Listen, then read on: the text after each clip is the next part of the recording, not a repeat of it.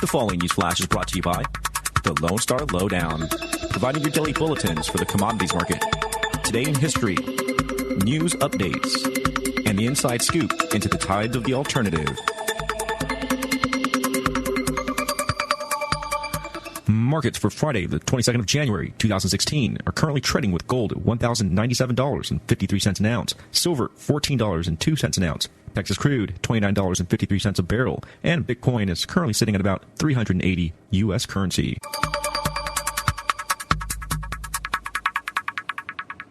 Today in history, Monday, January 22nd, 1506, the first contingent of 150 soldiers entered the city of Rome, marking the Swiss Guard's foundation as the Pontifical Swiss Guard.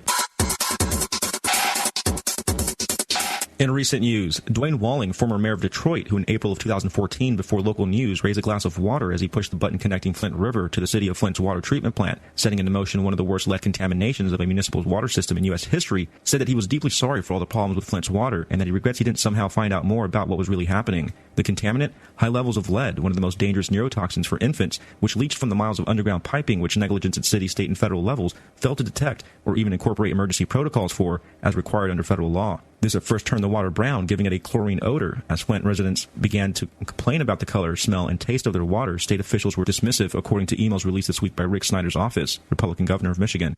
Even while many residents were complaining of rashes, the contamination wasn't reported to the public for roughly 18 months. EPA Region 5 Administrator Susan Hedman resigned on Thursday, and Governor Rick Snyder, who appointed Scott Kincaid as emergency manager, who was responsible for approving the project, apologized for the crisis and is seeking $28 million in state funds as a down payment for fixing it. The plan was targeted towards saving millions of dollars for Flint residents by using the river instead of buying water from Detroit, at least until the new pipeline to Lake Huron could be built. After reviewing feedback from students and faculty over the past few months, the Wesleyan Private University Board of Trustees decided today that concealed handguns would not be allowed on the Texas Wesleyan University campus. President Frederick G. Slabach said in a brief statement that the feedback received from the members of the campus community was overwhelmingly in favor of remaining a gun-free campus. The Lone Star Lowdown is currently looking to fill some ad space. If you're applying for a service you'd like to advertise with us, feel free to give us a call at 210-363-2257.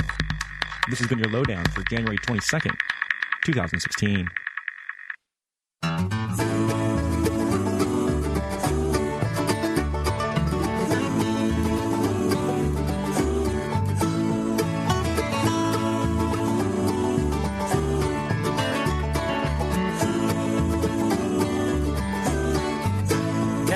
Town on a boat from the southern islands, sailing you reach for a following sea. She was making for the trades on the outside, on the downhill run to Papeete Bay. Off the wind on this heading line of Marquesas, we got 80 feet of the waterline, nicely making way in a noisy bar in Avalon. I tried to call you, but on midnight watch I realized why twice you ran away. Think about how many times. Well, welcome everyone. This is Agenda 21 Talk. I'm Don. It is January the 26th, 2016. Appreciate you listening. We hadn't been on for a couple of weeks. 2 weeks ago I was sick. I had a real sore throat. Couldn't be on. I was not feeling good for a couple of days. And then last week we had technical problems that prevented me from being on. And but Lord willing, we'll be on tonight with no problems. So I missed 2 weeks. Really missed you. Had a lot to talk about. Really wanted to be on last week. But anyway, we didn't make it. So this is Agenda 21 Talk. As I said, I'm Don. Shannon won't be on for a couple of months or so. I don't know how long. He's going through some stuff in his life. He's trying to get out of the moldy house he's in and get another house. And he's doing work. He started tearing down a house yesterday to clear the property and to get some money selling the wood. Turns out there's a market for used wood. The old wood that's 30, 40 years old is better than the new wood, especially for cabinets and stuff. And so there's a market for that. So he's tearing down a house, going to sell the wood, make some money. And anyway, he's just working all day and exhausted in the evening. And so we'll have to try and get some guests on. And I've said this before. I'll say it again. Call me or email us. So our email is agenda21, the numbers 2 and 1, agenda21talk at yahoo.com. Tell me what you want, the direction you want the show to go. A lot of stuff we can do. we've been talking law, I've been reading current events, and the law is great. Appreciate how long have we been on the show? 4 years? Or longer.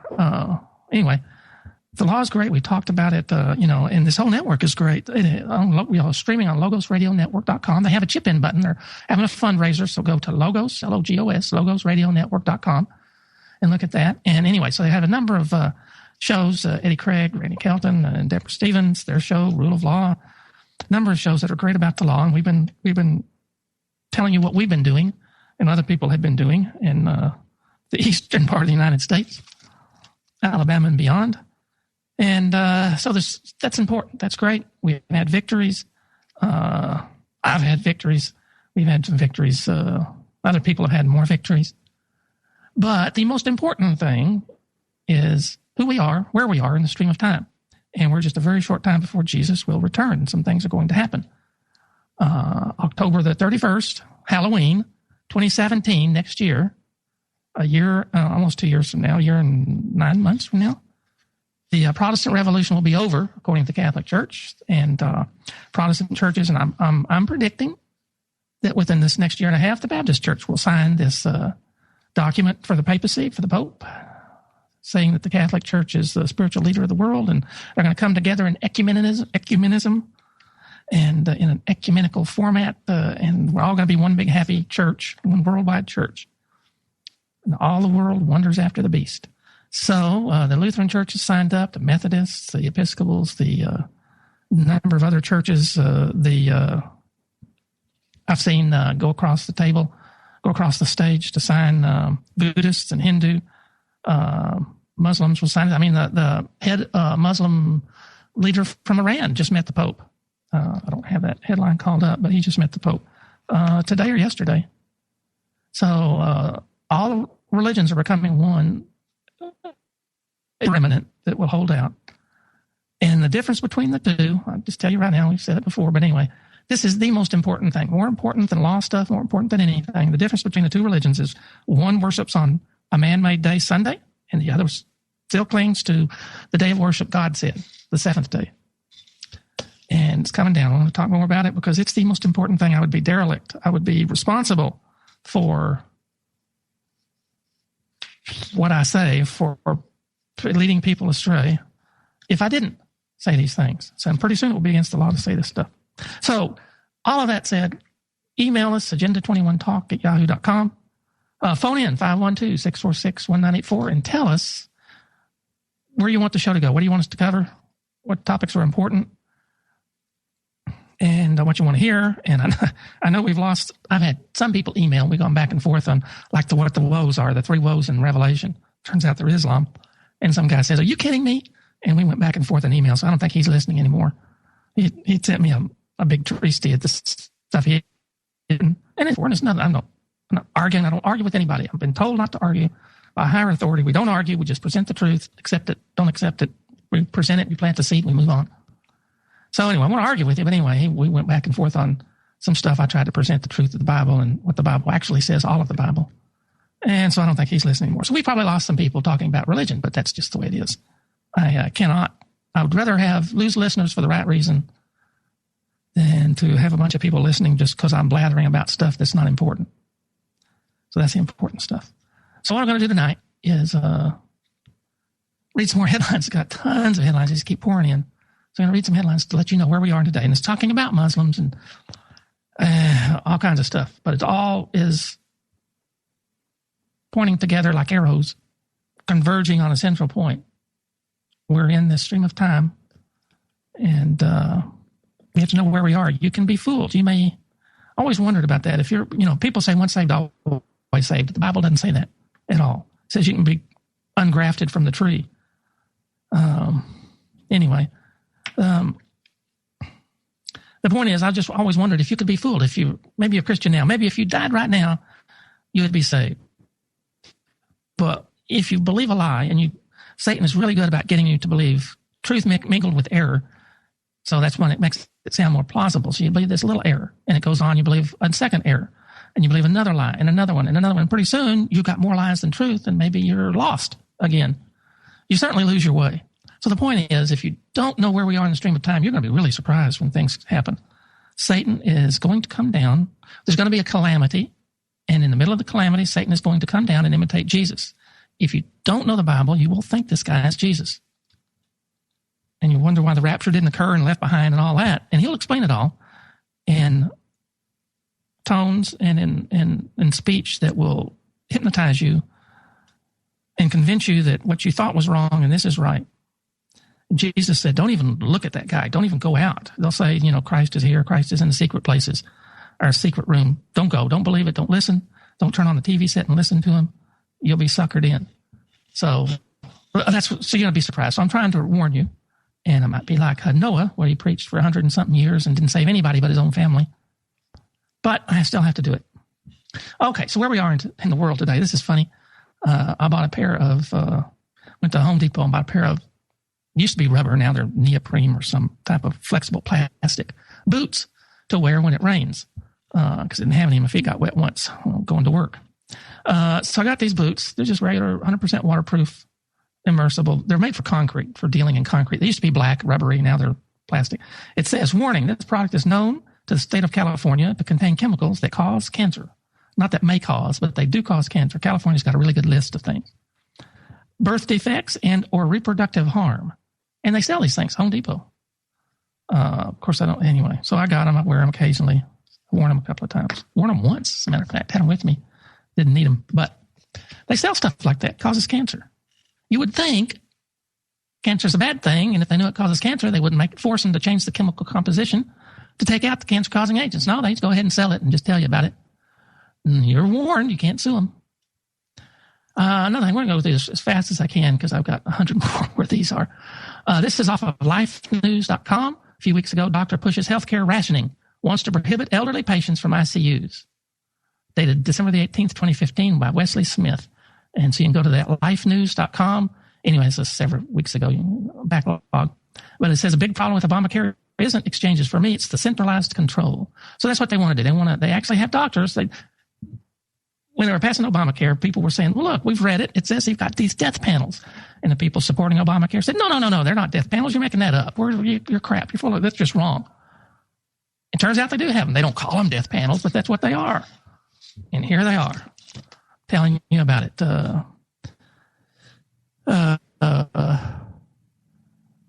This led to the hilarious phenomenon of which I have written often of want-to-be rationers yelling, how dare you say we have death panels?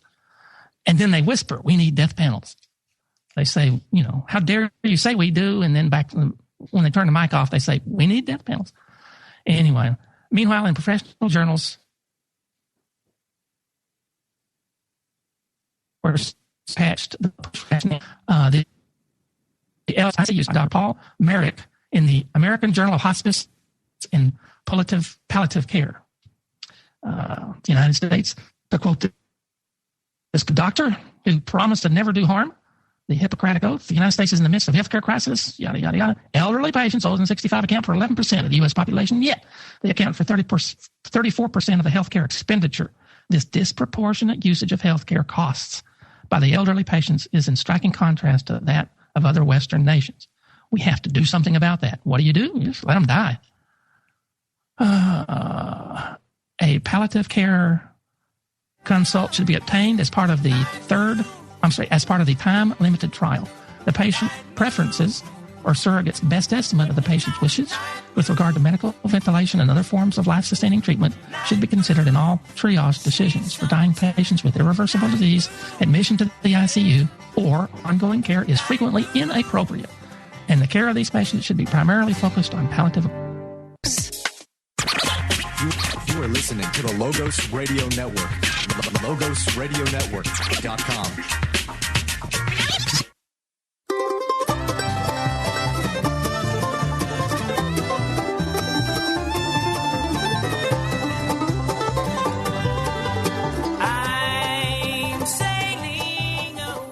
Welcome back. This is Agenda 21 Talk. Again, I'm Don. It's January the 26th, 2016. I had a friend tune in last week, which I fully planned to be on the air. She tuned in and said, I got the date wrong. Didn't know it was an archive. And I hate it. I hate to be off, especially for 2 weeks. But anyway, yeah. So Robin, if you're listening, this is really live. You can call in 512-646-1984. It is January the 26th, 2016. Unless, of course, you're listening to an archive or podcast or something, in which case, who knows what day it is. But all right, well, that's enough of death panels. Let's go on to other stuff. This is one that says, this is from the DEA. The government says this. DEA, drugs kill more in the U.S. than guns and car crashes. Drug overdose deaths are the leading cause of injury and death in the United States, ahead of motor vehicle deaths and firearms. Now, everybody's up in arms about firearms. We've got to stop firearms. They're dead. They're dangerous. Obama is going to take matters in his own hand and pass executive orders that only apply to the executive branch of the government. They don't apply to us, but we're going to pretend it does. And I've got articles on that we'll probably get to in a week or two because I got so many in between here. But turns out more people die of drug overdose. The Drug Enforcement Agency announced on Wednesday, this is back from November the 5th. I had been holding on to it. In 2013, the most recent year for which data is available, 46,471 people in the United States died of drug overdoses. More than half of those deaths were caused by painkillers and heroin. This compares with only 35,000 who died in motor vehicle crashes and only 33,000 who died from firearms, as tallied by the Federal Centers for Disease Control and Prevention. What is the Center for Disease Control doing monitoring firearm deaths? But that's another story. It's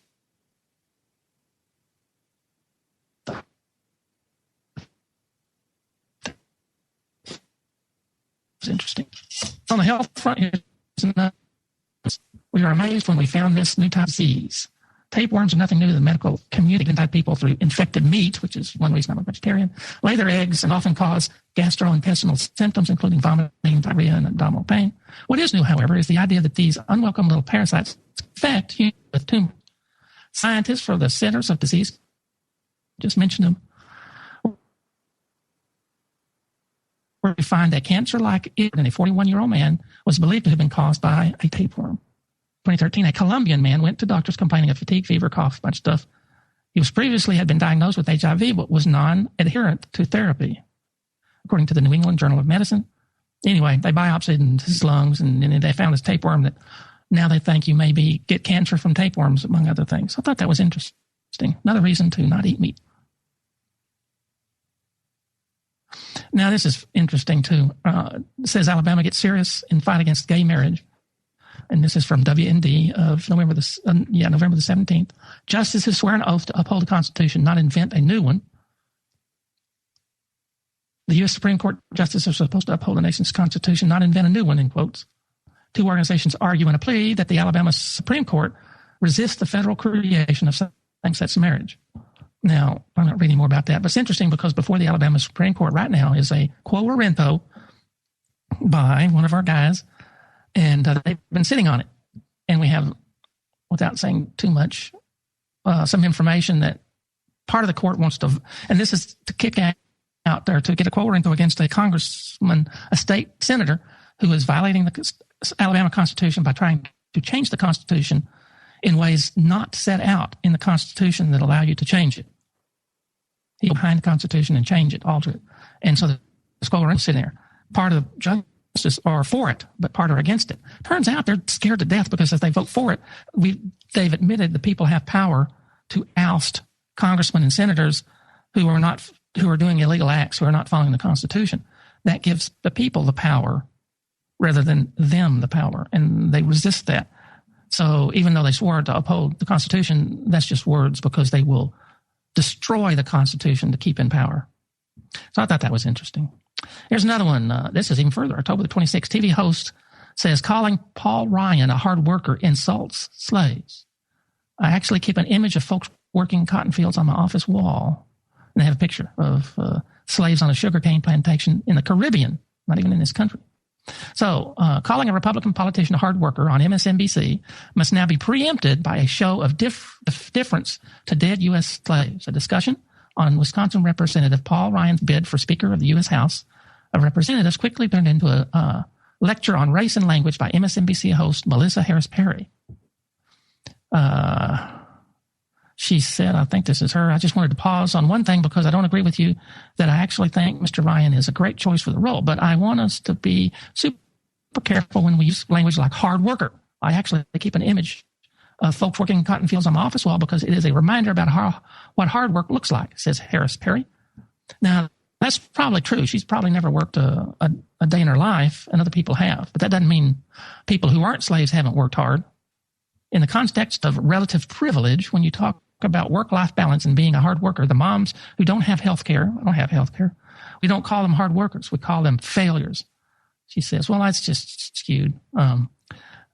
Some people, I don't know how to put this in words. Some people today, was one of the threads going through our society today, is we're so afraid. Well, this political correctness has gotten out of hand, and we're all acting like babies. Today, the guy off of Taxi, whose name just now is escaping me, called Americans we're all racist. He said, I can't think. Danny DeVito called us all racists, including him included. So we've gotten out of hand. You can work hard. Doesn't mean the slaves didn't work hard, but you can be a hard worker today, and you can actually work. I've worked out and sweated and been exhausted at the end of the day. Hard physical work, even though I'm an engineer. When I'm at home, I've done it, and I've worked just recently in a sawmill, earned a few dollars, and it was hard physical work. We were making railroad ties, big old railroad ties, and they're heavy. Had to have a little hoist to lift them, but still moving them around is heavy. So I've worked. I mean, it doesn't mean they didn't work. It's just ridiculous. Get over the past. The past is the past. I didn't own slaves. Nobody alive today owns slaves. Well, that may not be true because there's a good slave trade going on today that they're ignoring. Children, girls. There's a sex slave trade alive and well, and the Bible talked about it. You know, that the merchants of this earth will trade in men's souls. So anyway, just get over yourselves. Forget the past. We're living in the. Well, I think I deleted the wrong thing. We're living in the present. This is a real quick one. Coach who prays alone threatened with firing. Washington School District sent a letter to Bremerton High School football coach Joe Kennedy, telling him in no uncertain terms, stop praying on the field or you could be fired. He's praying by himself. Can't pray on public property unless you're a Muslim.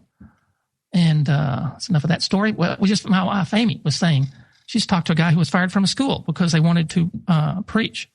The kids wanted to do some preaching, talking about religion, and they wanted to talk about the Muslim religion. And he said, no, we can't talk about religion. And he was fired. Now, in fact, they wanted to talk about Jesus. That's true. You can't talk about Jesus, but you can talk about Allah all you want. In Muslim religion, sure. There's another article. Even Teddy Roosevelt warned of Islamic danger. Bill Federer remembers presence of hero of San Juan Hill. I'm coming up on a break, so I won't be able to finish that. I'll read just a little bit of it after the break and queue up a bunch of other stuff. But I was going to, talk a little bit about Islam being the three woes in Revelation. We're coming up on a break. This is Agenda 21 Talk. Call-in number is 512-646-1984. We're live. It's January the 26th, 2016.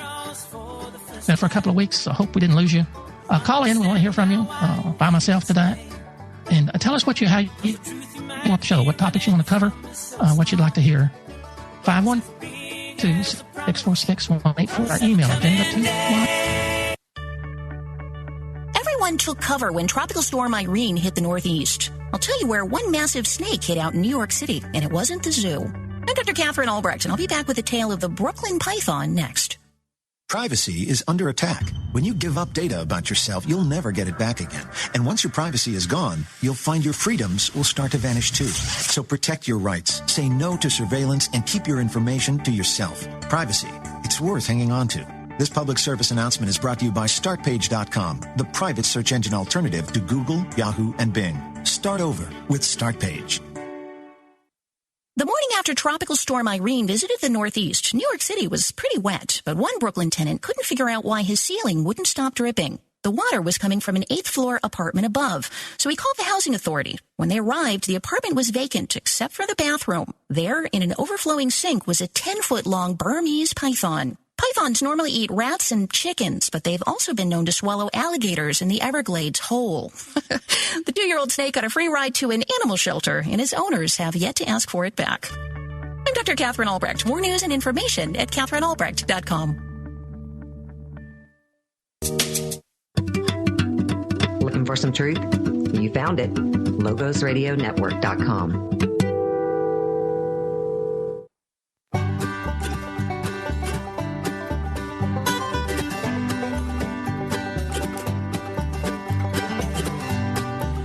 seems like yesterday. It was long ago. Jenny was so lovely. Welcome back, everyone. It's January the 26th, 2016, Agenda 21 Talk. I'm Don. So I'm going to finish reading this about Teddy Roosevelt. Can you imagine the president today talking like this? Teddy Roosevelt, Rough Riders and whatever. He said, the thought of modern industry in the hands of a Christian charity is a dream worth dreaming. The thought of industry in the hands of paganism is a nightmare beyond imagining. The choice between the two is upon us. He said, the teachings of the New Testament are foreshadowed in Micah verse 8. What more does the Lord require of thee than to do justice, to love mercy, and to walk humbly with thy God? Do justice and therefore fight valiantly against the armies of Germany and Turkey. This was in 1917. For these nations in this crisis stand for the region of Moloch and Beelzebub on this earth. Love mercy, treat prisoners well, succor the wounded, treat every woman as if she was your sister, care for the little children, and be tender to the old and the helpless. Walk humbly. You will do so if you study the life and teachings of the Savior. May the God of justice and mercy have you in his keeping. Signed, Theodore Roosevelt. What I wanted to read was this part here. Christianity is not the creed. This is in 1916, a year earlier. In a book he wrote, Fear God and Take Your Part. Christianity is not the creed of Asia and Africa at this moment, solely because the 7th century Christians of Asia and Africa had trained themselves not to fight, whereas the Muslims are trained to fight. Christianity was saved in Europe solely because the peoples of Europe fought. If the peoples of Europe in the 7th and 8th centuries and on up to including the 17th century had not possessed a military equality with and gradually a growing superiority over the Mohammedans who invaded Europe, Europe would at this moment be Mohammedan, and the Christian religion would be exterminated. It's in 1916. It's where we're going today. I want to read stories. It was in the news just today where Muslims, in England, there was a little protest about people who were protesting the religious restrictions on them, the Christians, and the Muslims surrounded them and yelled obscenities at them and said, we're taking over your country, and you're just mad. And there's a woman just cursing them, saying, we're taking over your country. So that's where we are. It's going to happen here. We're trying to get thousands of Muslims more in this country. And we can talk about CARE, Council on Arab Islamic Relations, American Islamic Relations, and how they're a front for the Muslim Brotherhood. I don't say it. The federal government said that. This is where we're going in our mentality. Black Lives Matter tears down U.S. flag.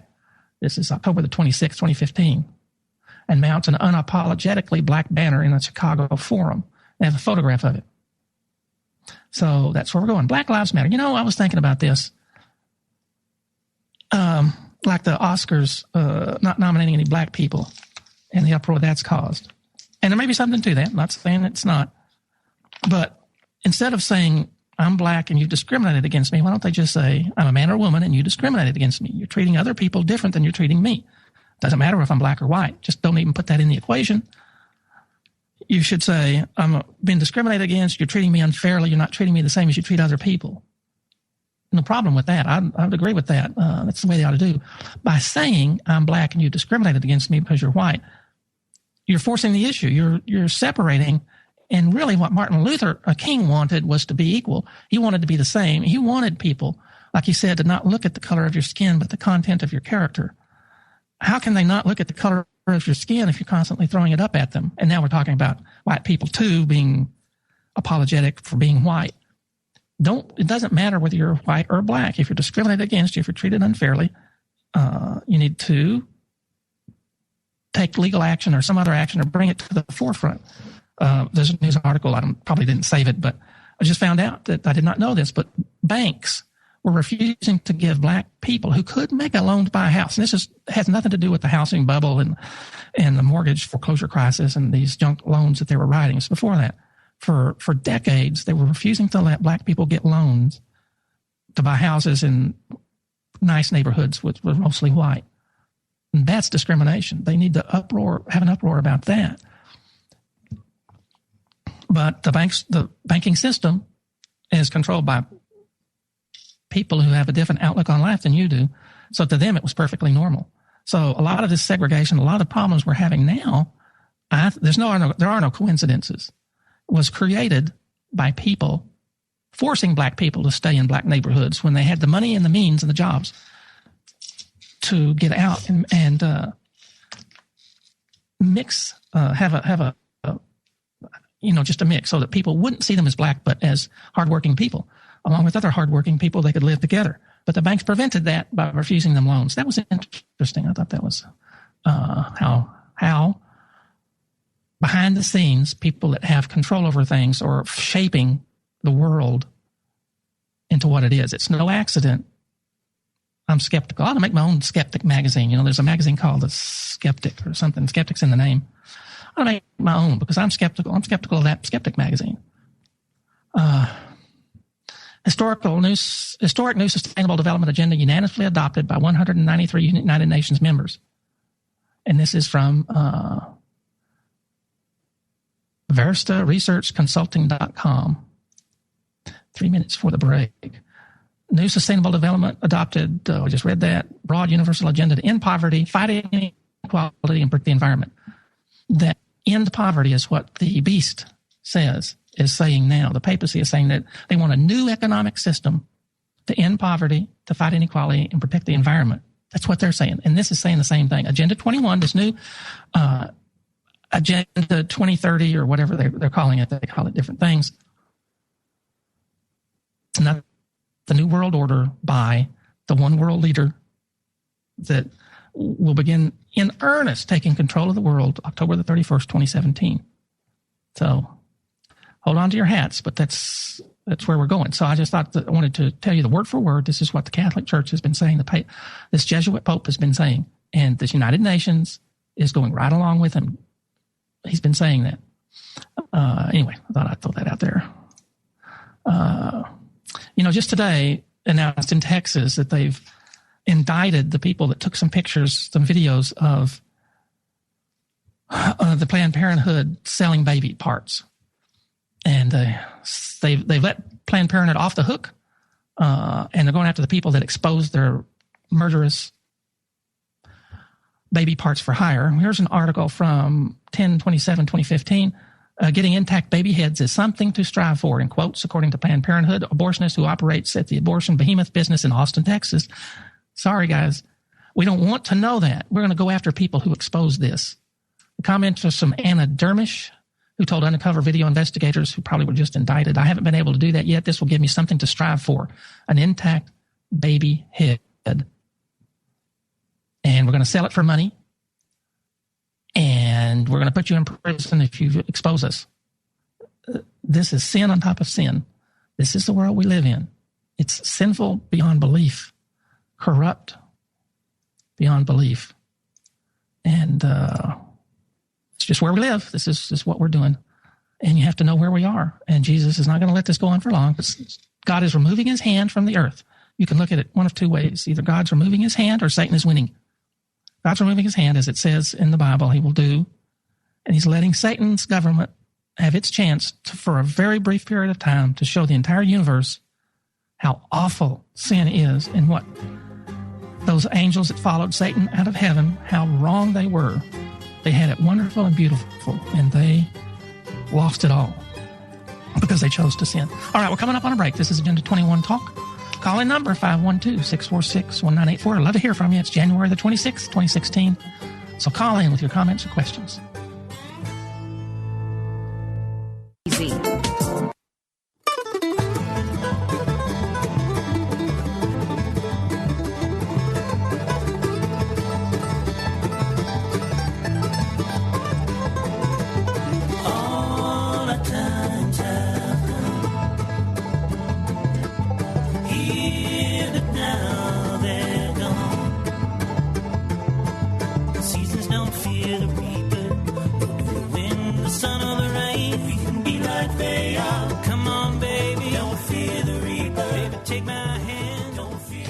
Welcome back. This is Agenda 21 Talk.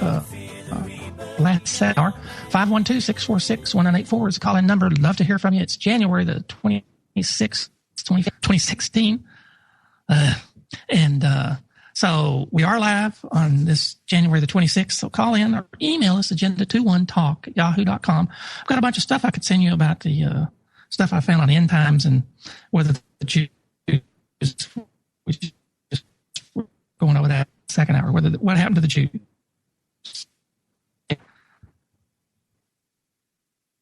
penalty? Was the gospel taken away from them and given to the Gentiles? Jews are anything of importance anymore. They're just people, and scattered people at that. So we'll cover that a little bit the second hour. Another place of where we are. This is a Yahoo News story from October the 29th. I've been holding on to it, I guess. Justice Scalia warns that the U.S. Supreme Court is causing the destruction of our democratic system. Well, we don't have a democratic system. We have a Republican form of government. A democratic system would be 51% of the people voting for slavery to enslave the other 49%. That's a democratic system. But he gave a talk at Santa Clara University, and that's what he said. In his speech, Scalia believes the liberal Supreme Court is heralding the destruction of our democratic system, as reported by the San Francisco newspaper. Scalia noted that this interpretation of the U.S. Constitution as a living document arose in the 1920s when the Supreme Court justices wanted to interpret the guarantee of due process of law to protect fundamental rights not explicitly mentioned in the constitutional text. Well, it's not a living document. A living document means we can change it. We can spin it to whatever we want. That's all it means. At the bottom of the slippery slopes, Scalia said, the now famous case that legalized gay marriage across the country. Anyway, interesting stuff. Now we have state-supported gay marriage.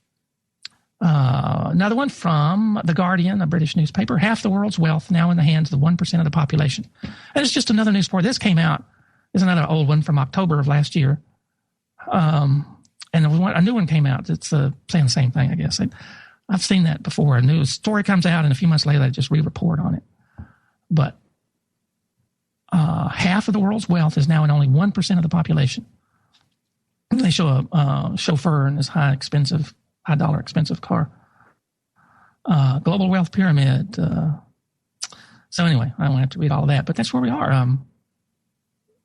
You're just trying to eke through your life, pay for all the bills you have to pay for, and have enough money left over for food, maybe medicine, and you don't have enough money to go to college because they've jacked the price of that up way out of proportion to any normal inflation.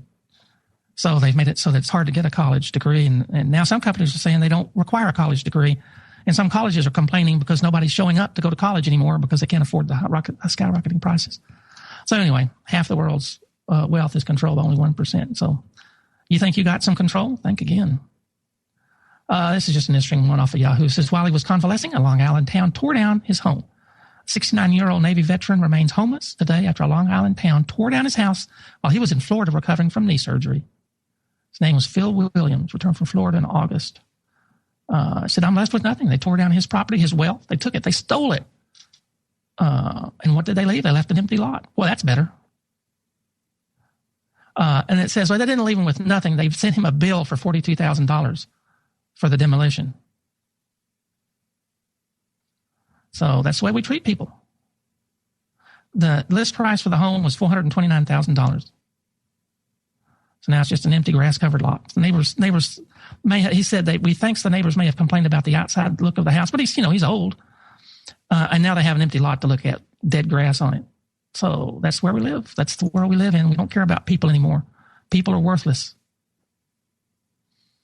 This is from November the 3rd, how the FBI can detain, render, and threaten without risk.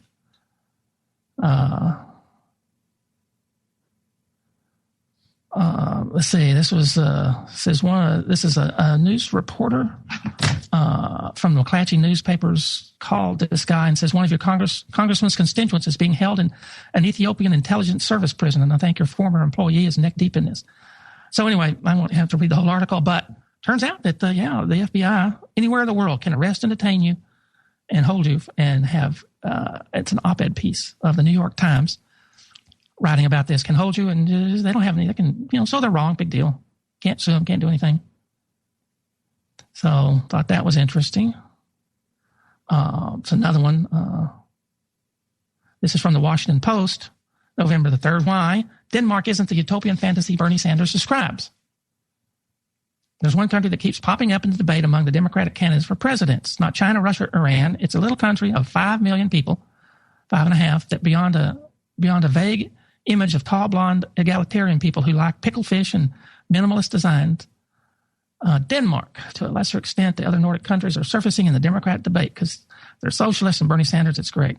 He says, I think we should look to countries like Denmark, Sweden, and Norway and learn from what they have accomplished for their working people.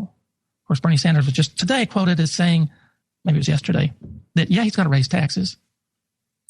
But we're not Denmark. He said in the first Democratic debate, Hillary Clinton responded, we're not Denmark. I love Denmark, but this is America. But how much of that is popular is true? Michael Booth, a British journalist, examines this question in detail in a recent book, The Almost Nearly Perfect People, Behind the Myth of the Scandinavian Utopia. He says, you say many people around the world believe in Nordic exceptionalism without knowing very much at all about the Nordic life.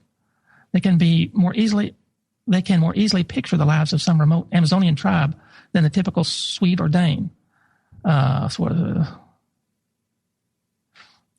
the point here, the difference is few actually receive or seek to move to Scandinavia for obvious reasons. The weather is appalling, the taxes are the highest in the world, the cost of living is similarly ridiculous.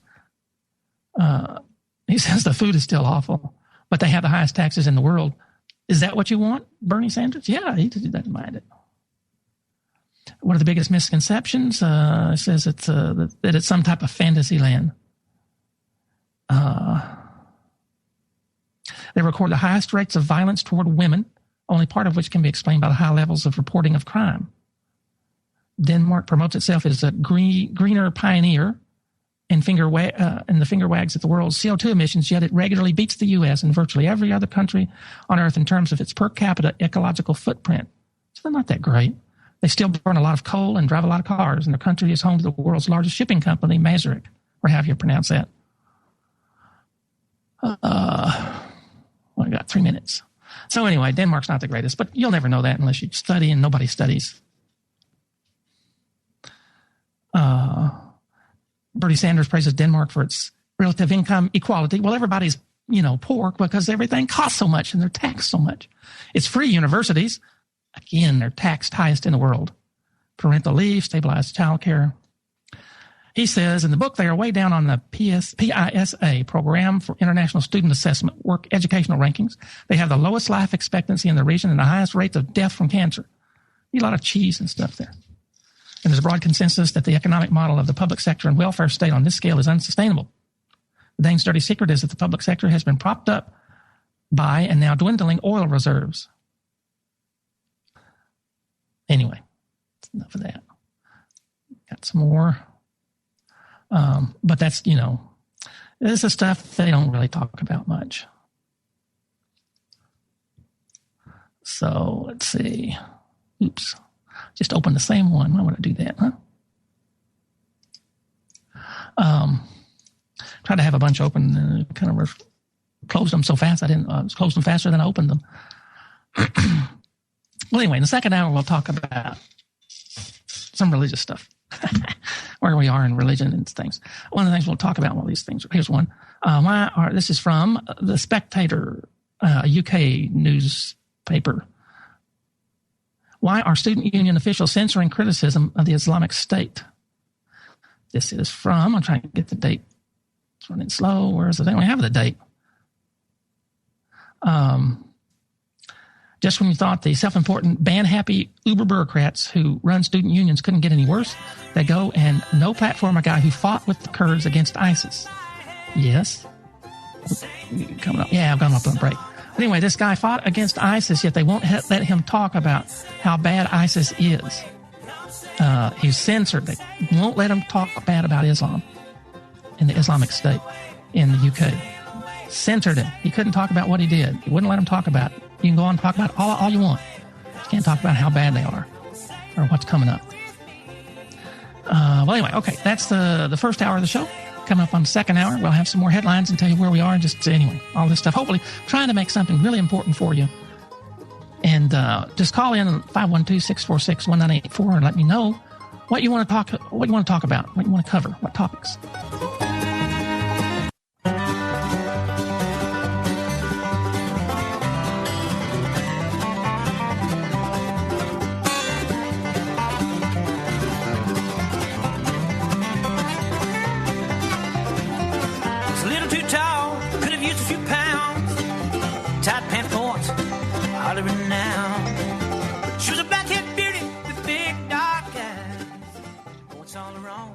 Welcome back. This is Agenda 21 Talk. Don, as I said in the first hour, Shannon will be with us very spottily. Would you say that? Just a few times. Just in session sequences. I don't know. He'll be here occasionally, but not much. Just trying to get a home ready for him and his family, and it's really difficult these days to provide for your family. So he's just exhausted, and so it's just me, and I'm going to try and get other guests on the show. Hope to get Don Casey on here and talk about Agenda 21 law stuff, and try and get other guests on. Let me read a bunch more headlines and clear out this section of headlines that I've got. I'm just going to read them. I'm not going to take too much time on them. And then we'll talk about the Bible because it's just really, all of this blends together. California police are tracking your biometric data in the field. This is from muckrock.com. Won't read it much, but they use fingerprint scanners, tattoo, and facial recognition to scan you wherever you are. The Electronic Frontier Foundation and Muckrock teamed up in August 2015 to reveal how state and local law enforcement agencies are using mobile biometric technology in the field by filling public records requests around. They file these public records requests and found out how they're doing this. They did respond. They have mobile fingerprinting.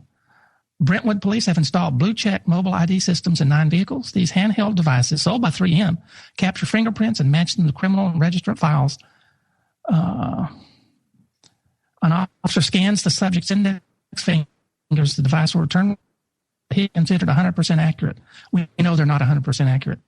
They have face recognition, tattoo recognition, fingerprinting. LASD, Sheriff's Department, LA, provided a selection of records that say that they have a $2 million contract with DataWorks for digital mugshot system. So not only do they have license recognition as you drive by, they can take a picture of your face. They have cars. They have these mobile things as you're walking down the street. They'll take your picture and use facial recognition to match it to see if there's somebody. And they look for tattoos and scars and marks and things. Another mobile fingerprinting from another place in California. Pasadena has 38 blue check devices that check for, what are we looking at? What are these things? Blue check identifications. The blue check devices become an invaluable tool for law enforcement. The person's identity through the automated fingerprint identifications. That's just another fingerprint tool. To another mobile fingerprinting. It's just crazy. So that's just in California, Los Angeles mainly. And that's just where we're going. So not only will they scan your car's license plate as you drive around, but they'll do your face and just wherever you are. They want to know who you are, where you are, what you're doing. It's amazing, isn't it? This is real. I need to read this whole thing. I don't have time for it. This is from N+1mag.com. It's from Mark Grace. Seeing through the police, the donut is equivocal. It says, I just read this first paragraph. The surprise of being around police is how much they touch you. They touch you without consent and in both seemingly friendly and unfriendly ways. The friendly touch is the first surprise. A policeman allowing protesters to cross the street touches you on the arm or back as you cross. Face-to-face, police will put a hand on your shoulder from the front, initiate as a dog putting his paw up. It is unnerving. Imitate as a dog putting his paw up. It is unnerving. Women say male police know very well how to touch, even in public sight, in ways that are professional and neutral, and also in ways that are humiliating and sexual, with no demonstrable distinction dividing the two. The police know, and you know. Like a reversal of electric polarity from the protective to the hostile, this conversion of mood does not only follow the policeman's individual initiative, it traces something like an atmospheric charge among policing groups, their silent experience of a phenomenon, their habitual tactics in response.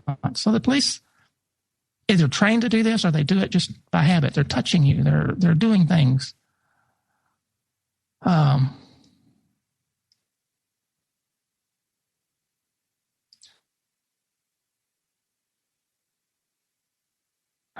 It's just amazing what's going on.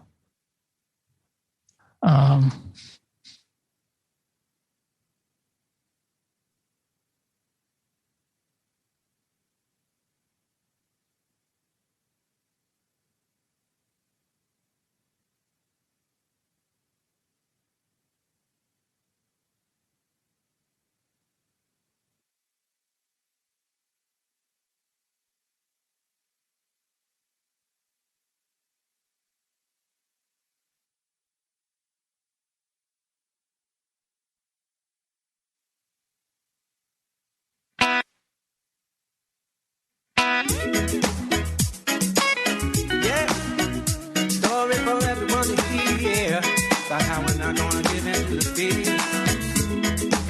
Yeah, it's a story.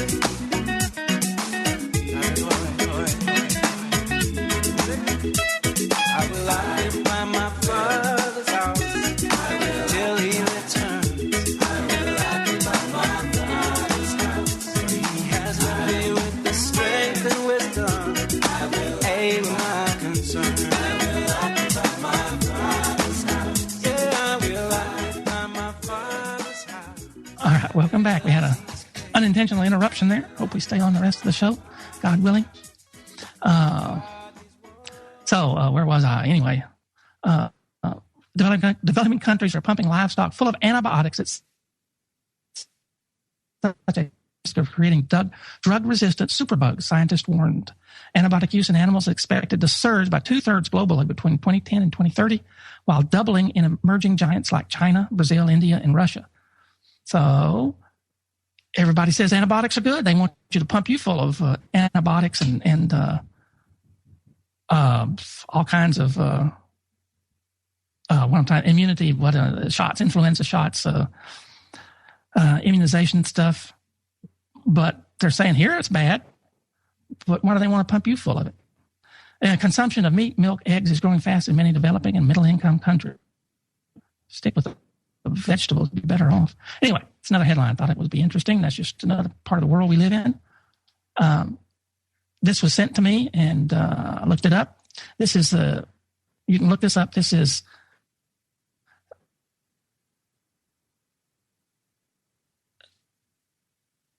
Insecticides and Environmental Pesticide Control, Subchapter 2, Environmental Pesticide Control. It's a definition of terms, but if you scroll down to the term animal, this is part D, ABCD, D, animal. The term animal, in quotes, means all vertebrate and invertebrate species, including but not limited to man and other mammals, birds, fish, and shellfish. There you have it. This law calls us an animal. We're not living souls. We're animals, according to the law. Of course, that law only applies to that section of code, but they'll try to use it in other ways. But there you are. We're animals. Here's CBS Local, cbslocal.com, boston.cbs.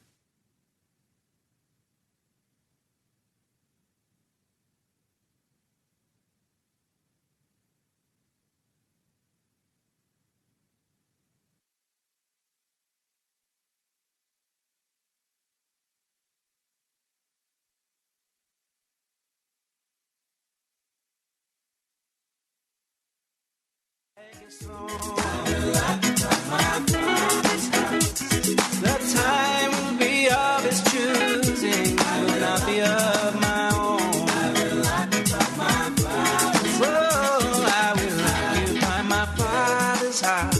I will occupy till he returns. I will occupy my father's house. And if you take my speech, I will make sure that my song and prayer will burn. I will occupy my if you not proper, say you can't enter. You must see the Father out, it's easier. Peace and love, me saying the Father. Holy Ghost or something you will see. Say in my Father's house, me say so many mansion. And everybody know me say we mansion. When the Father come, me say when him come down. Legs and come down, when the Father come. But if he not be night, me say when him enter. In my house, me say when him sit. Him not the king for the house from here.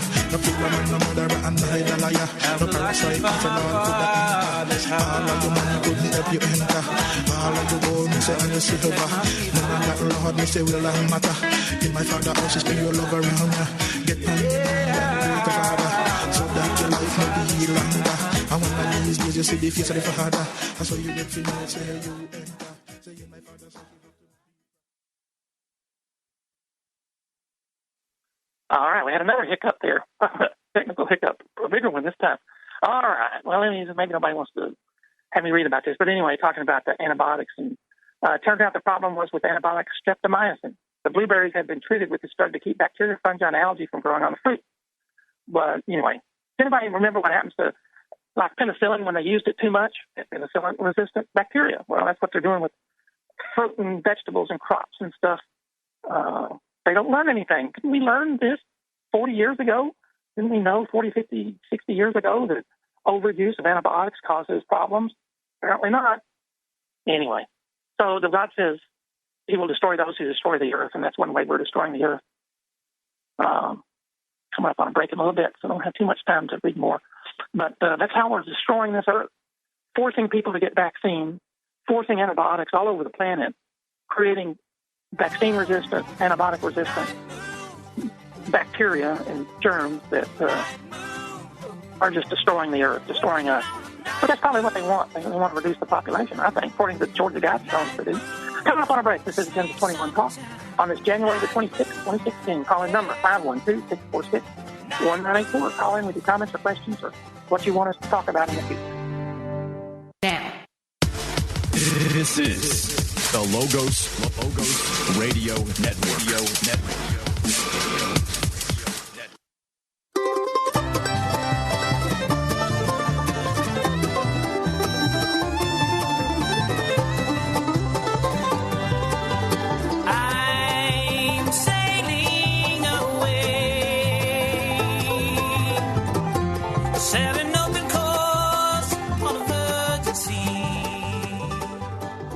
Welcome back from the break. This is Agenda 21 Talk.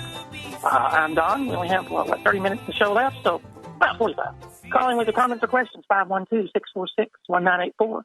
We'd love to hear from what you'd like the show to cover, or any guests you'd like to have on, anything like that.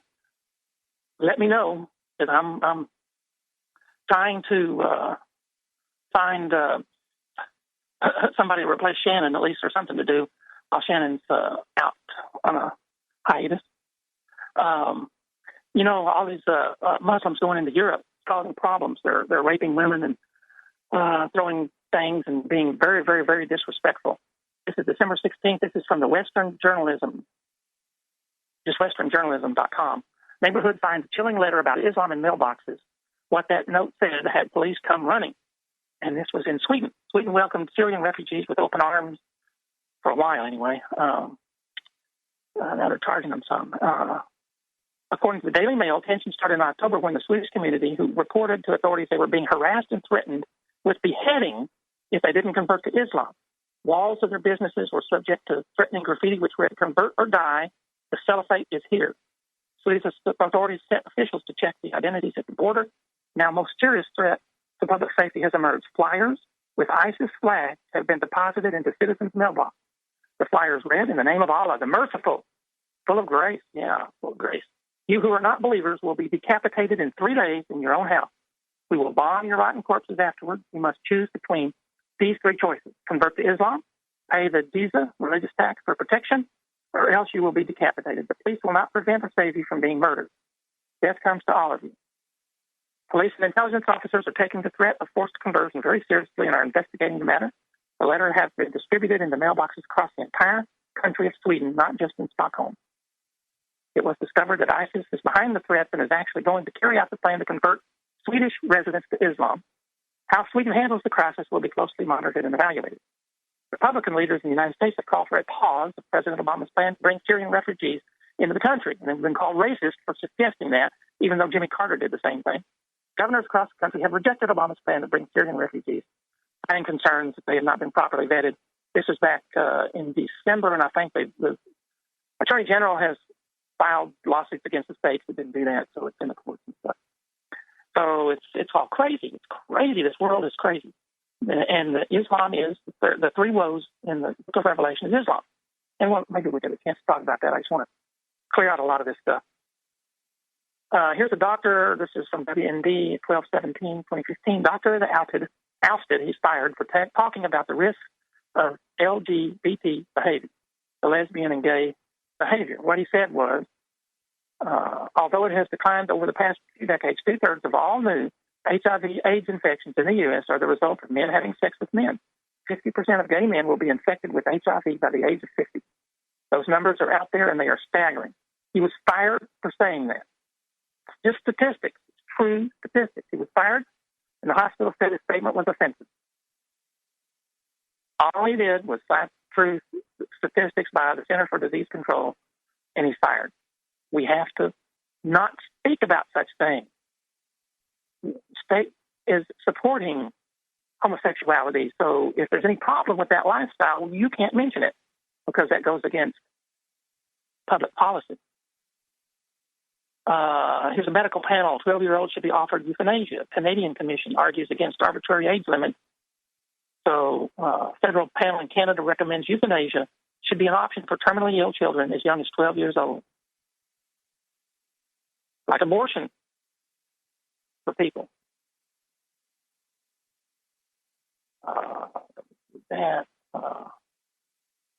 Lifting the veil on the Islamophobia hoax. Matthew Vadum says, anyone who follows American Scene knows Muslims are far from persecuted, published 12/6/2015. I won't read the whole thing, but it says the purpose of this paper is not to indict Islam. It is to warn readers about a dangerous effort to discourage Americans from thinking freely and arriving at their own conclusions about Islam. The made-up word Islamophobia is wielded like a cudgel against those who dislike the Muslim religion and those who are merely skeptical of it. The idea is to eventually make it as difficult and uncomfortable as possible to criticize the faith founded by Muhammad in the 7th century after the birth of Christ. And some people thought it was much older than that. No, it's after the Catholic Church had started. And a lot of well-heeled funders are part of a long-term campaign aimed at mainstreaming the tenets of Islam in American society. Just read a little bit. Remember when hysteria broke out at the National Public Radio in October 2010? Public panic ensued when liberal commentator Juan Williams dared to share a personal anecdote on the O'Reilly factor. NPR fired Williams not because he disparaged Muslims, he didn't, but because he made the apparently not politically correct, in other words, admission that he becomes nervous and worried when he sees people in Muslim garb on airplanes. That's it. That's all he said. So anyway, I won't read anymore. You can look it up. Probably doing Lifting the Veil on Islamophobia, if you're interested. So I don't have time to read it all here. This it's just piling up so fast. Research points to mental health risks associated with a meatless diet. This is one of those false flag things. This is from Philadelphia, CBS Local, and it's so stupid. Many Americans have turned to a vegetarian diet for many different reasons. However, would you be happier? Some research suggests that the exact opposite is the truth. And Women's Health, a magazine, recently looked at some of the research and cautions people to be well aware of how going meatless can impact your mental health. I can tell you going meatless and milkless, no dairy, has made me so much healthier and happier. Just amazing. I'm so much happier being meatless. So anyway, this is one of these stupid things. This is B vitamins, zinc, and iron, and tryptophan are found in abundance in meat and are often found in low quality is missing altogether in vegetarian diets. You don't need that much of that crap. Besides, it is in vegetables. Zinc and iron and all your B vitamins are in broccoli and cauliflower and all the vegetables, carrots. This is just a fault. This is just people are trying to be healthy, and this is Satan putting out this crap to try and bring you back to feeling dull and lethargic and got to go with the mass of people, whatever they're doing. And it's just wrong.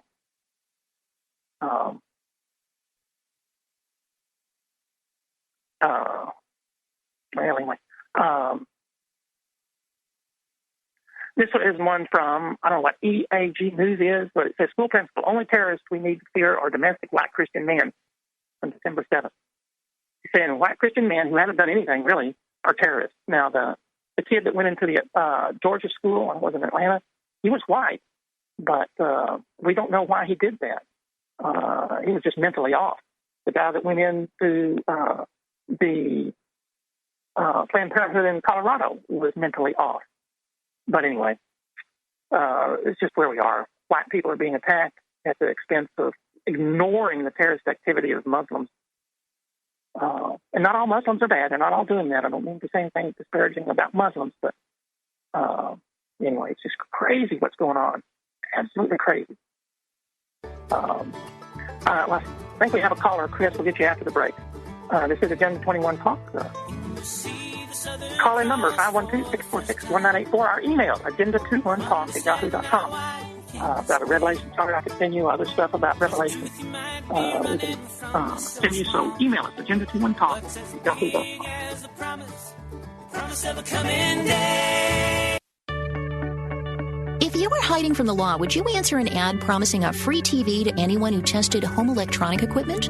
Some Chicago crooks did, and police gave them quite a prize. I'm Dr. Catherine Albrecht, back with details after this. Privacy is under attack. When you give up data about yourself, you'll never get it back again. And once your privacy is gone, you'll find your freedoms will start to vanish too. So protect your rights, say no to surveillance, and keep your information to yourself.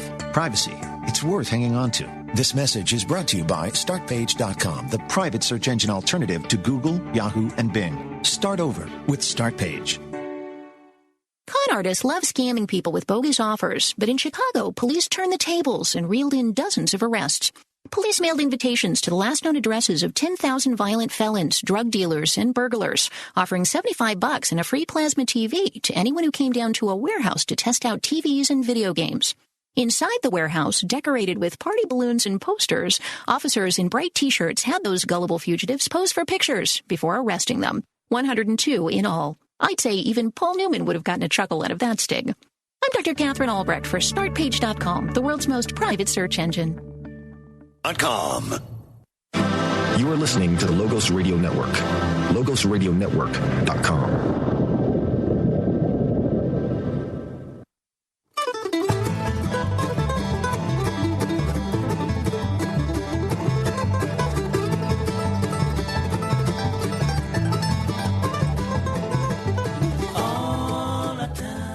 Oh, welcome back. This is in 21 Talk. We'll go straight to Chris. Hey, Chris, how you doing? I'm doing well, thank you, sir.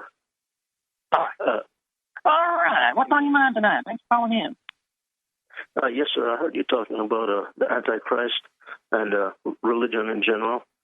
Yeah, I appreciate your program. I wanted to direct your attention to the writings from a Christadelphian website that gives some... Say his name again, please. Christadelphian. Christadelphian.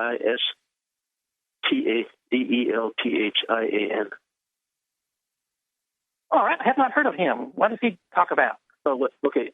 It's a religious organization. It was founded by a man named Dr. John Thomas, an English physician who came to the U.S. in the early 1800s. And he vowed to study the scriptures to find out exactly what they were about. Now, concerning the Antichrist, I can refer you to a website that gives some light, that sheds some light on the true story of the Antichrist. Could I give you the name of that website? Oh, sure. So it's called Antipas, ANTIPAS.org.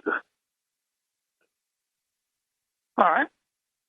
And there's a lot of information there, but specifically, if you go into that website, go to PDF files, and you'll see an article entitled "The Coming Antichrist: Jesus of Nazareth?" ?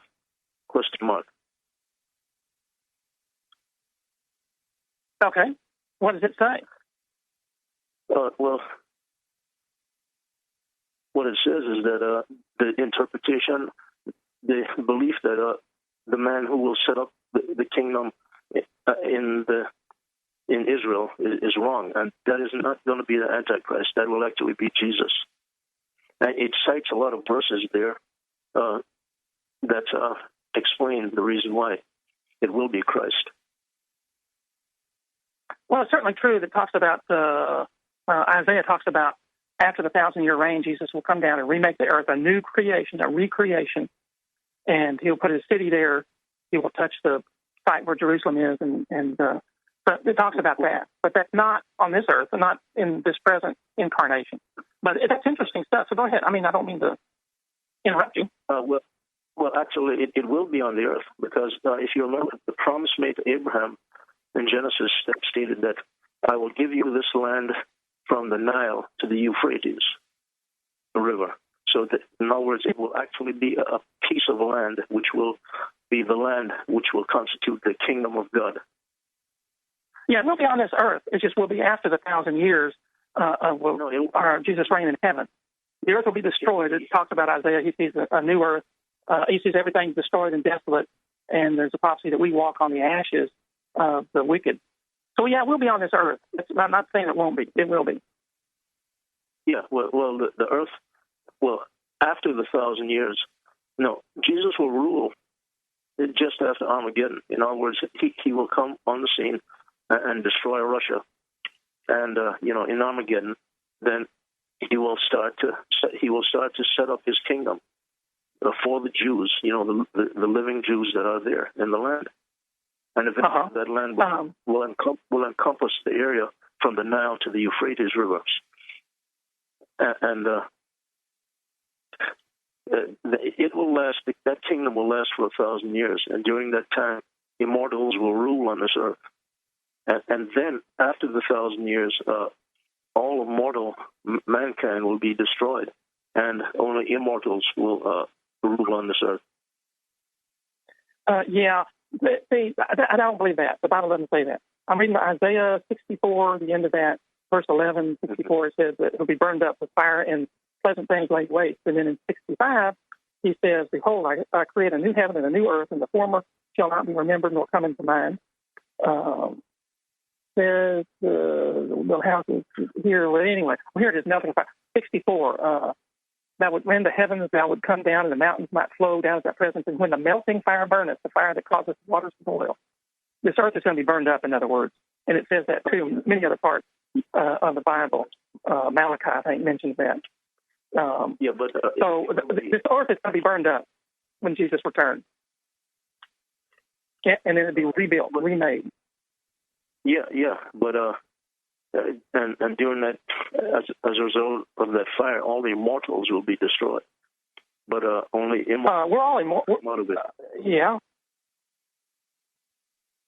Yeah. But if you're interested, look at that website and that article in particular, and it'll cast a lot of light on what, and it'll show a lot of error on the part of most Christians as far as the Antichrist, because actually the Antichrist is the Pope.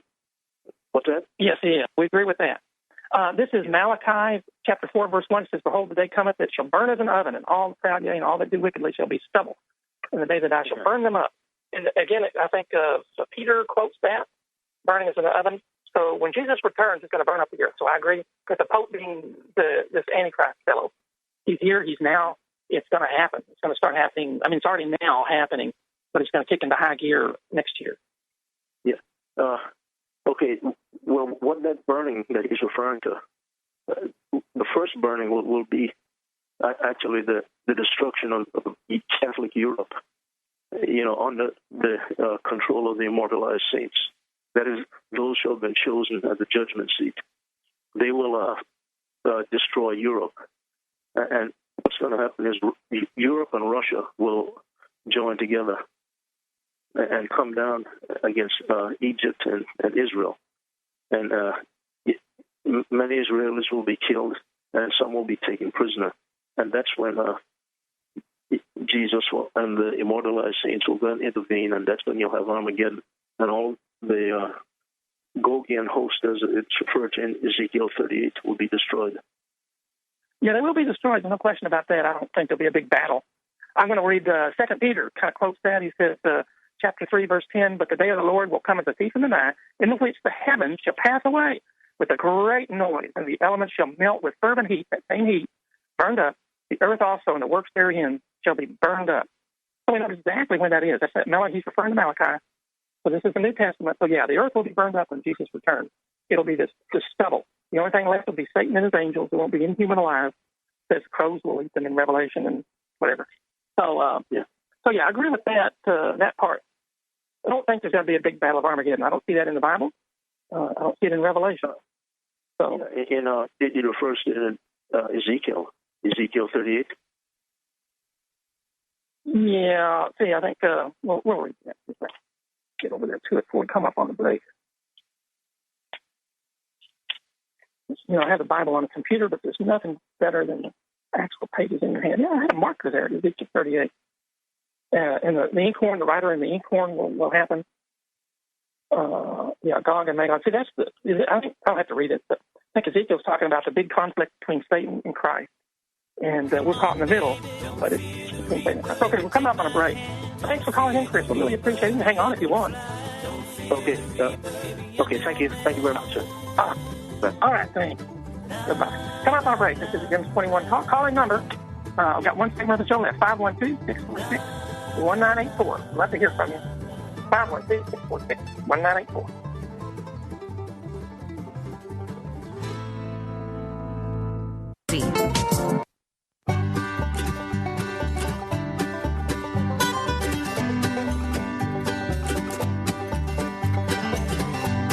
Seems like yesterday,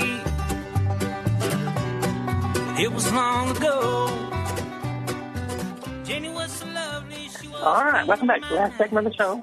January 26, 2016. I was reading Ezekiel 38, and there's a lot there, and I'm not sure of anything, but I did catch my eye on verse 20. It says, "And so the fishes of the sea and the fowls of the heaven and the beasts of the field and creeping things that creep upon the earth, and all the men that are upon the face of the earth shall shake at my presence." We know it talks about that in Revelation. Every knee will bend. Well, actually, in Revelation, but Paul says every knee will bend and a head will bow, and the mountains shall be thrown down. Now, that throw down is really interesting. That phrase is what caught my attention, and that's used elsewhere in the Bible. So anyway, and the steep places shall fall, and every way shall fall to the ground. It mentions that in Revelation about the islands fleeing away, the earth being consumed when Jesus returns. So that may be at that time. Because we have Doug on the line, so we'll go with Doug. Hi, Doug. How you doing this evening? Hey there. Oh, pretty good. How are you? I'm doing good. I want to call attention to you. I know you've had trouble with your throat from time to time. Get hold of a new product that's been out, I think, for about 2 or 3 years, of throat lozenges that contain silver that might be useful. Do you know of Joyce Riley and the Power Hour? I've heard of her. I never have listened, but yeah, I know about her. Okay, I mean, she handles. This is how she doesn't have sponsors. She handles nutraceuticals and vitamins, minerals, and so forth. So if they have a catalog, but she adds so many more things from time to time that what you can do is to call, or you can on the website. It is www.thepowerhour.com. thepowerhour.com, and look for those, and they might be useful. Okay, all right, I appreciate that. Okay, another thing, you wanted some guests. One that I would recommend very highly is Albert Armitage. I don't know how you spell it. Albert Armitage is the senior pastor of the Berean Baptist Church in Humboldt, Texas, and you probably could find that either from a telephone directory and get a phone number, or you could also reach him through a radio station that's also on the web in Houston called KHCB, keeping him an anagram for keeping him close by, a Christian station. And from time to time, he's one of a number of pastors who will rotate on what is called the pastor study every Tuesday night from 9:30 to 10:30. And he's very good. And ask him when he comes on if he will expound for you the way in which the last king of Judah was, how his rule was brought to an end, and all of his descendants, male descendants, were cut off.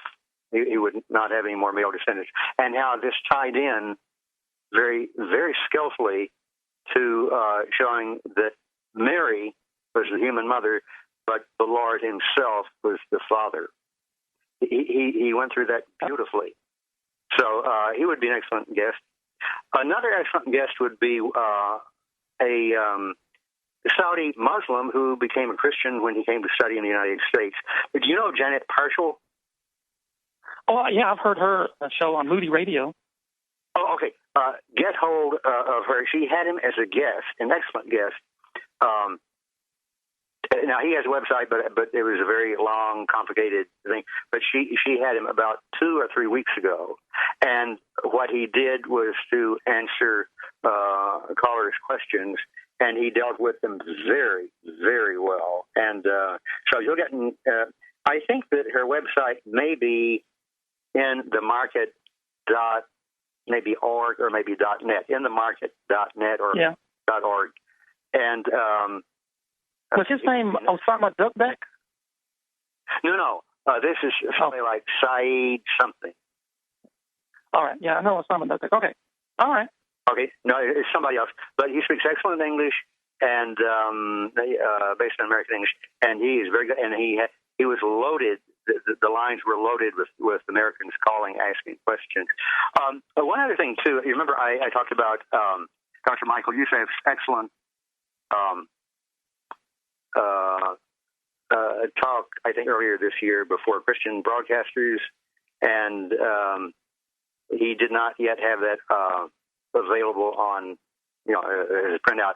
But I noticed the last two times they've said that every one of his broadcasts, and this was a weekend broadcast, every one of his broadcasts is available for download on the listeners page. And you look on the listeners page of his website, which is LTW, for leading the way, I think it's either org or net, but the listeners page. So you can listen to that, and that was very, very well done. One interesting thing that I was looking at is, I guess, really the last topic. I was reading chapter 7 on the Great Flood in Genesis. Uh-huh. And it does not say that the fish died. If you turn to chapter 7, it doesn't say. Oh, yeah, that's correct. Everything on the land died, but the fish survived, sure. A lot of them did. And, of course, you'd expect them, the fish to survive, in the water anyway. But it makes me wonder then if that was really a very strong symbol, because there's several important things in the scriptures. For one thing, you remember Jesus told Peter, "I'll make you fishers of men," and indeed he chose 4 brothers among his apostles who were fishermen. The second thing, remember when they'd gone to Galilee and to go fishing again after Jesus had died. He told them to wait in Jerusalem, but they were trying to get on with their lives and were very depressed. And so Jesus, and they didn't recognize it was him, called from the shore and said, throw your nets over, and they caught the other side 150 fish. And then when they got back to the shore, he was fixing breakfast for them. It was fish and bread. Now, the bread was understandable because he was the manna that came down from heaven. But you wonder about the fish there, too. Also, I understand that the symbol of the fish was used by early Christians as a symbol for Christianity. So anyway, that was a very interesting thing that I wanted to, that I was very surprised to come across. But that is interesting. I just wanted to mention these and try those silver lozenges and see if they help any. All right, well, I appreciate it. Thanks for your concern. That's very nice. Thank you. Well, also, anyway, you might get in touch with some of these as possible. Oh, yeah, one more thing. For Hanukkah, Andrew Budgen had studied. He was studying to be an Orthodox rabbi, and somehow, I haven't heard his testimony. He hasn't talked about it on parts I heard. He came to recognize Jesus of Nazareth as the Messiah. And he has a website, and it is Living God Ministries. It's either net or, I think it's net. It could be org. Living God Ministries, I think, .net. LivingGodMinistries.net. And he did, when Hanukkah came up this past year, he did an 8-part series, and the last part deals with the history of Hanukkah, specifically of Hanukkah itself, and this ties in to what happened to Antiochus Epiphanes, and it is absolutely amazing. One would never expect this. And would you call this to Deborah's attention because she was the one, I think she called into your program and read some information she got on Antiochus Epiphanes. And if you don't have time to listen to the first 7 parts, start off with the 8 because it is absolutely astounding. All right. Well, that's it. That's our show. We're out of time. Well, thanks for calling in, Doug. Really appreciate the input. All right, and I'll be continuing to listen to you. Thanks very much, Ben. I'll be doing real well, Ben. Thank you, Ben. All right. Thank you for the input. Thanks. Have a good night. Have a good week. Bye now. Goodbye. All right. Well, that's our show, and I didn't get to talk about the Bible as much as I wanted to. We had all these wonderful callers call in, and I really appreciate that. We'll do that next week. I'll talk about is Israel in the Bible? Is Israel a big deal in the end times? Or did they lose it at the end of the 70-week period of Daniel? We'll talk about that next week. All right, everybody have a good, safe, blessed week. Read your Bible. Stay close to Jesus. The only way we're going to get to the time of trouble such as never was, which we're in. We're in the time of trouble such as never was right now, right this minute. So talk to you next week. Everybody have a good day.